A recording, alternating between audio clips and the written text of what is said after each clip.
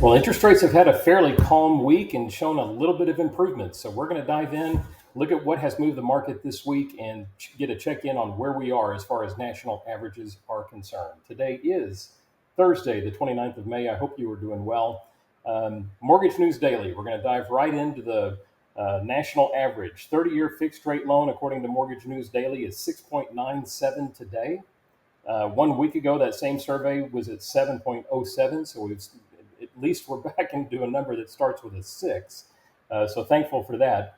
A month ago, though, we were at 6.81, so we are still up an eighth of a point or so from our lows of 30 days ago. Dow putting a little pressure on the bond market this week. We're up 600 points in equities on the Dow Jones at least.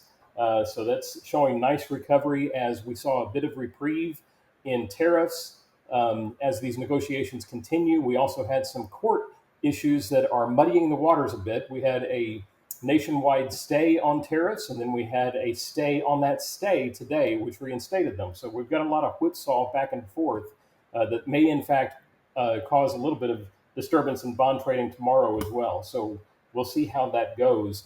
Prudent advice would be to grab the improvement that we saw today and lock in. I have some clients that did exactly that. Saw a little bit of improvement from yesterday's pricing, grabbed it. When you see improvement in the volatility like we're seeing right now, that's usually the prudent advice, y'all. Fed minutes did little to move the needle with regard to interest rates. It was largely a restatement of their position from their last meeting. And let's dive right in and look at what the CME Fed Watch tool is saying about the Fed futures, about future cuts.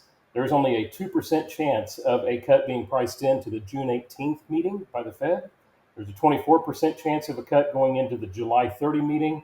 There is a 68% chance of a cut going into the September meeting. So futures markets are very much betting that we're going to see the Fed move into a more into an easing position by the September 17th meeting. We will see how the news continues to trend as we near that. In any event, glad to see a little bit of reprieve in interest rates today. Glad to get out of the sevens, y'all.